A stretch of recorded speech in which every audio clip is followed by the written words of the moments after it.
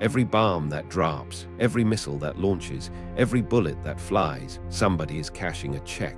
Not the soldier, not the family back home, not the taxpayer footing the bill. The people getting rich are sitting in boardrooms, wearing suits, shaking hands with senators. War is not a failure of diplomacy. It is a product line, and the returns, they've never been better. In 1935, a decorated Marine general tried to warn America. He wrote a book. He named names. He showed the receipts. War is a racket. His name was Smedley Butler, and everything he exposed almost a century ago is still happening today. Only now, the numbers have more zeros. The companies are bigger. The lobbyists are smoother. And you're still paying for it. Today, we're going to follow the money. From the trenches of World War I to the deserts of Iraq, from Pentagon budgets to shareholder dividends. By the end of this video, you'll understand why wars never seem to end, and why they were never supposed to. The Butler Warning. In 1935, Major General Smedley Darlington Butler published a short book called War Is A Racket. At the time, he was the most decorated Marine in American history. 2 Medals of Honor, 34 years of service, and he had one message for the American public. War is a racket. It always has been. It is possibly the oldest, easily the most profitable, surely the most vicious. Butler didn't speak in theory. He gave exact figures. During World War I, DuPont's average annual profit jumped from $6 million to $58 million. Bethlehem Steel went from $6 million to $49 million. United States Steel, from $105 million to $240 million. Profit. These weren't wartime necessities making modest margins. These were corporations multiplying their wealth tenfold while young men bled in trenches. Butler proposed a solution: take the profit out of war, draft the industrialists, draft the bankers, draft the executives, make them serve at a soldier's pay of $30 a month. His logic was simple. If the people who profit from war had to fight in it, there would be no wars. Congress never adopted a single one of his proposals, and that tells you everything you need to know about who actually runs the show. But Butler's warning was just the beginning of something far bigger. Eisenhower knew. 26 years after Butler's book, another military man tried to warn you. This time, it wasn't a retired general. It was the sitting president of the United States. On January 17, 1961, Dwight D. Eisenhower, the supreme commander who won World War II in Europe, gave his farewell address. And instead of celebrating victory or legacy, he issued a warning. In the councils of government, we must guard against the acquisition of unwarranted influence by the military-industrial complex. Think about what it took for those words to be spoken. A 5-star general, a 2-term president, a man who built the modern military apparatus, telling you to fear it. He saw what was forming. Defense contractors embedding themselves in congressional districts, generals retiring on Friday and starting as defense consultants on Monday. Weapons systems being built not because they were needed, but because they created jobs in the right zip codes. Eisenhower understood the machine. He helped build it. And by the end, he realized it had grown beyond anyone's control. If this pattern is starting to disturb you, hit like and subscribe to keep exposing what they hide. Because what comes next proves Eisenhower was right about everything. The question nobody asked was, who was already profiting? The revolving door. Here's how the game works, and once you see it, you can't unsee it. A senator sits on the Armed Services Committee. He votes to approve a $70 billion weapons contract with a major defense corporation. Vote approve profit. 2 years later, that senator retires from public office. Within months, he's on the board of directors of that same defense corporation. Salary, 7 figures. This isn't corruption in the traditional sense. There's no envelope of cash, no secret meeting. It's all perfectly legal, and that's what makes it so dangerous. Dick Cheney served as Secretary of Defense. Then he became CEO of Halliburton, a defense contractor. Then he became vice president. And his administration launched a war that made Halliburton billions. Billions. Halliburton's government contracts went from less than $500 million to over $39 billion during the Iraq War. Was this planned? They'll tell you no, but follow the career path. Follow the stock options. Follow the consulting fees. The revolving door between the Pentagon, Congress, and defense corporations isn't a bug in the system. It is the system. and the door keeps spinning faster. But the revolving door is just one piece of a much larger machine. Your tax dollars. Let's talk about your money. In 2024, the United States defense budget exceeded $880 billion. That is more than the next 10 countries combined. China, Russia, India, Saudi Arabia, the UK, Germany, France, Japan, South Korea, and Australia. Add them all up, and America still spends more. Now ask yourself a simple question. Who is this money protecting you from, and who is it actually going to? Lockheed Martin alone received over $75 billion in government contracts in a single year. Raytheon, Boeing, General Dynamics, Northrop Grumman. These 5 companies absorb the majority of your tax dollars allocated for defense. Lockheed, Raytheon, Boeing, Northrop. And here's what they don't want you to think about. Every dollar spent on a missile is a dollar not spent on a school. Every billion allocated to a fighter jet that may never see combat is a billion stripped from healthcare, infrastructure, or your community. Every gun that is made, every warship launched, signifies a theft from those who hunger and are not fed. That's not a pacifist talking. That's a 5-star general and former president. The money trail leads somewhere very specific, and that brings us to the darkest part of this equation. Manufactured fear. You can't sell a product nobody wants. So how do you sell war? Simple. You sell fear first. Every major military escalation in American history was preceded by a campaign of fear. The Gulf of Tonkin incident that justified Vietnam. Declassified documents showed it was largely fabricated. The weapons of mass destruction in Iraq. They never existed. The domino theory that if one country fell to communism, they all would. It never happened. But each of these narratives achieved the same goal. They made the public terrified enough to write a blank check. Fear sells war, and the defense industry doesn't just wait for threats to emerge. They help create the perception of threats. Defense think tanks publish alarming reports. Former generals appear on cable news warning about gaps in capability. Senators hold press conferences about enemies at the gate. And every single one of those think tanks, news networks, and political campaigns has financial ties to the companies that build the weapons. The threat is the product, and war is the subscription service. When you understand this cycle, you understand why peace is never the objective. Peace doesn't generate quarterly earnings. But speaking of earnings, wait until you see the actual stock performance of these companies. Stock market war. Want to know the most obscene fact about modern warfare? You can invest in it. Defense stocks are publicly traded.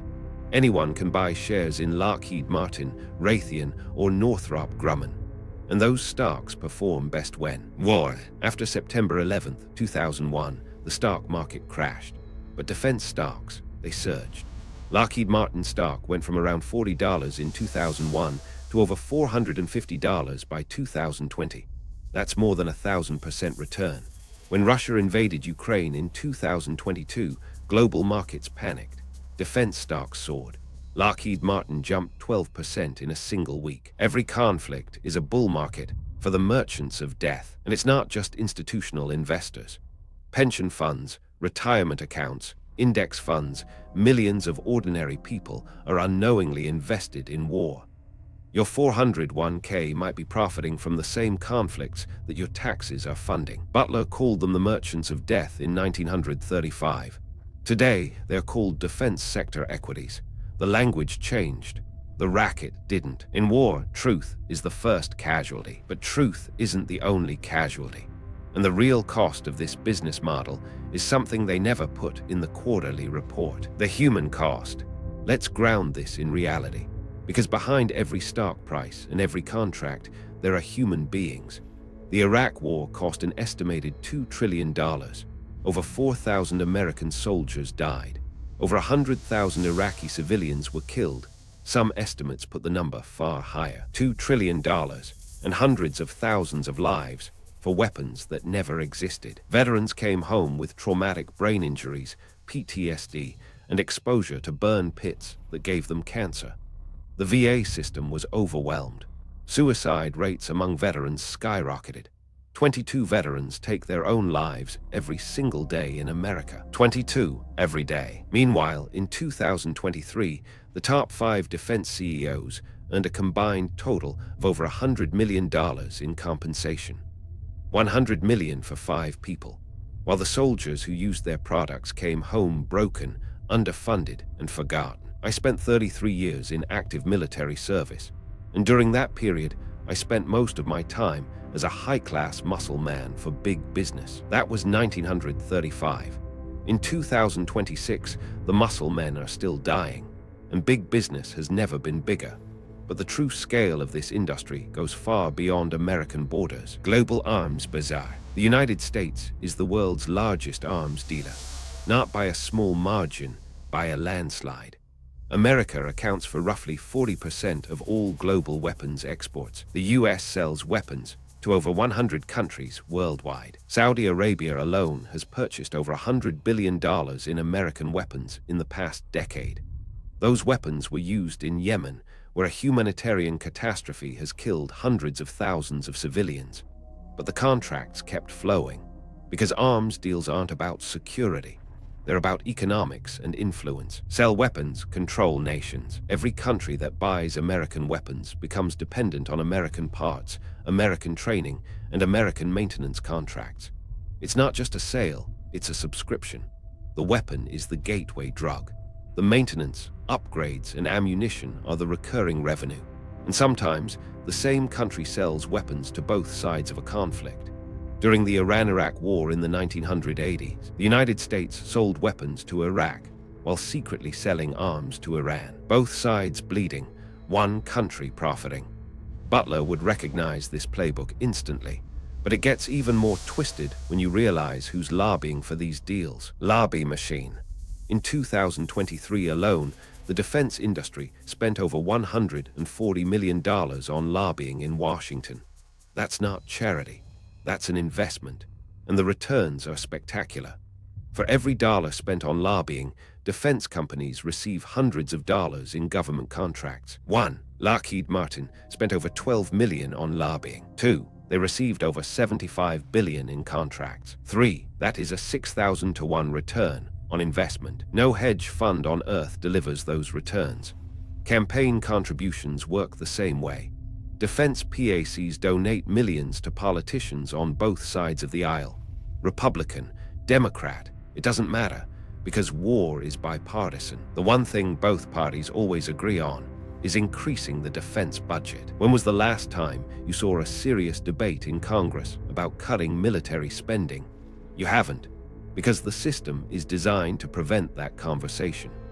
Districts that depend on defense jobs will vote out any politician who threatens those contracts. The military-industrial complex has made itself politically untouchable. It's not a conspiracy, it's architecture. And Butler saw the blueprints 90 years ago.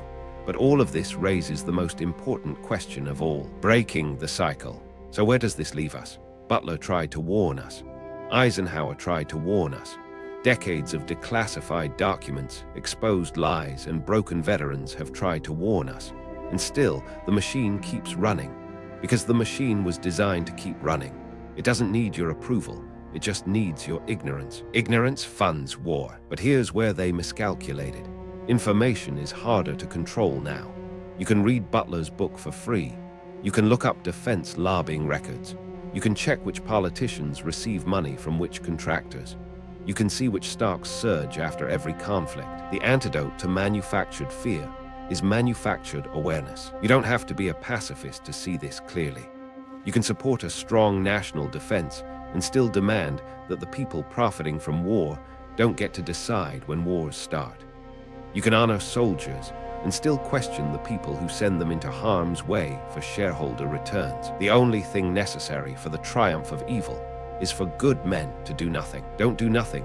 Question, research, follow the money every single time. Because the moment you stop asking who profits, someone is counting on your silence. Smedley Butler stood before America 91 years ago and said 5 words that still echo. War is a racket. He named the companies. He showed the profits. He proposed solutions, and nothing changed. Not because his ideas were wrong, but because the people with the power to change it were the ones getting rich. Eisenhower repeated the warning. Veterans repeated it with their scars. Declassified documents repeated it with cold, hard facts. And still, the defense budget goes up every single year. Still, the same corporations lobby the same politicians. Still, the revolving door spins. But you now have something Butler and Eisenhower didn't have. You have instant access to every record, every contract, every stock trade, every donation. The age of profitable ignorance is ending. So the next time someone tells you a war is necessary, ask one question. Who profits? Follow the money. Always follow the money. If you made it this far, comment Butler was right to prove you see the racket for what it is. Every government lies. The question is, what are they lying about? The truth is out there. You just have to follow the money. Like and subscribe to keep digging.